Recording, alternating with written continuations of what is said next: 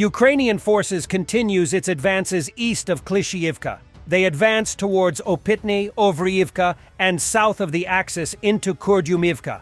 We think that the Ukrainians does not want, as a military strategy, to liberate the ruins of Bakhmut, but they want to keep stationed there, around Soledar, Krasahora, and Bakhmut. In that region is stationed about 20 to 25% of the total Russian military, which is illegally on Ukrainian territory.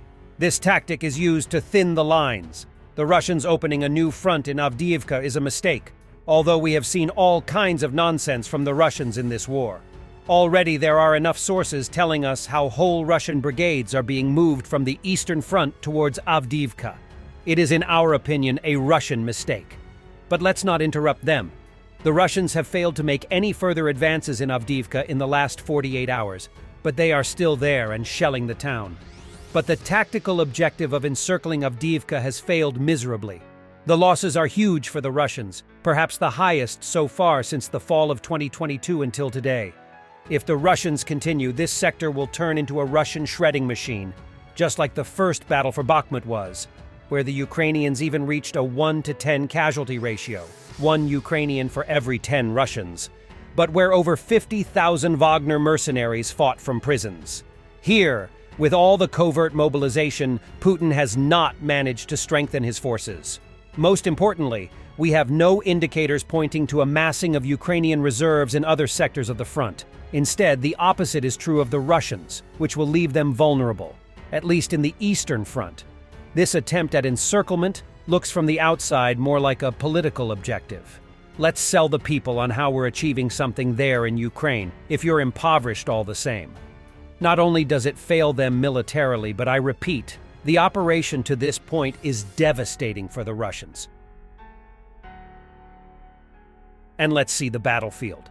The Ukrainian Special Forces adjusted the HIMARS fire on the location of the Zala air defense missile cruise.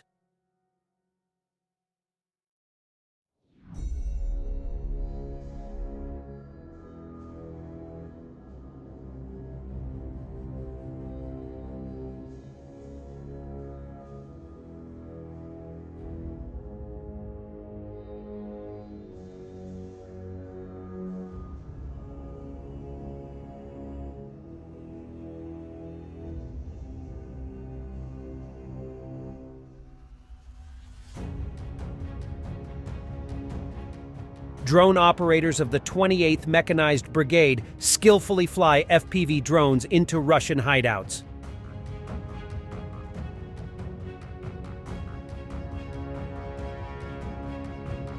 The ground was painted green for the governor's arrival to see the new bridge in Volgodonsk, Russia.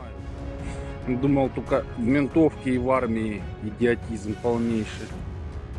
Короче, вот клумба была, земля свежая, отсыпанная. Вот такая. Ну вот ее покрасили краской. Типа трава. Вон бордюры покрашены. Кусок дороги. Все, озеленили, короче, все. Прикол. Вот. Вот это еще не покрашенное все. То, что на днях будут.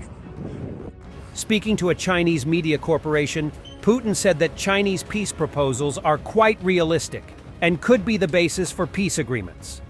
The Chinese peace plan has nothing about Russia withdrawing troops from Ukraine and restoring our territorial integrity. It urges for immediate start of negotiations. Basically, it suggests freezing the war along the existing front lines. My thoughts on this. The Kremlin regime keeps repeating that they are ready for negotiations while Ukraine is not. In reality, Putin is either ready and hoping for a protracted war to exhaust Ukraine, or he's okay with freezing the conflict, so Russia has time to restore its military capacity and attack Ukraine, another state, both in several years. President Zelensky named 2028 as the year Russia will be ready for that. Putin wants to stay in China's good books. He needs China to circumvent sanctions. There have been reports that Putin is planning a visit to China. Putin doesn't lose hope that China will openly declare itself a Russian ally. Ну, мы знаем, естественно, предложения наших китайских друзей. Мы высоко ценим эти предложения. Я считаю, что они вполне реалистичны. во всяком случае, могли бы быть положены в основу мирных договоренностей. Но, к сожалению, противная сторона не желает вести каких-либо переговоров. Более того, президент Украины издал декрет, запрещающий вести с нами мирные переговоры. Всем и сам себе. The first and most important reason is my daughter. I just want her to live in a peaceful country.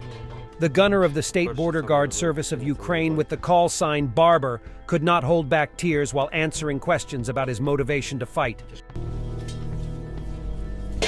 То особисто в тебе яка мотивація? Чому для тебе важливо було піти на війну? Перша сама важлива причина – це моя донька. Це таке питання тяжке. Щоб вона не зіткнулася з війною? Хочу, щоб вона жила просто в мирній країні. Давно її бачив? Місяців 1,5-2 назад. Сумуєш? Дуже.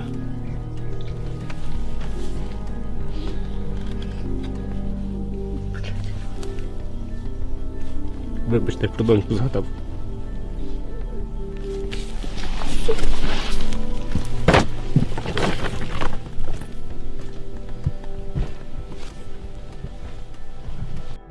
Ukrainian heli in a low flight.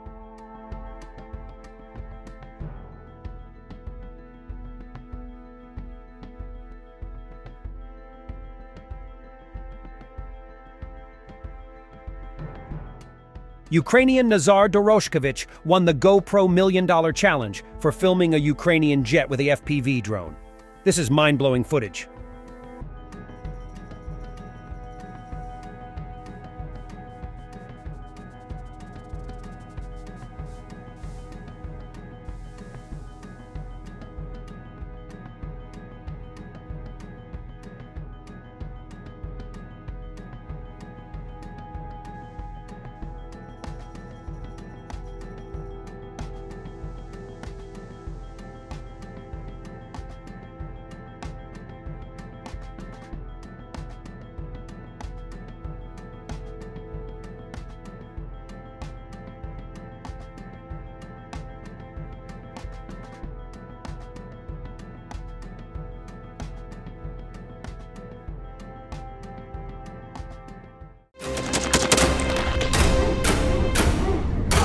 Thanks for watching and don't forget to subscribe. Also, if you wanna support Warthog Defense, please become our member and get early access to new videos, exclusive members-only videos, and become administrator in comment section. The membership link is in the description.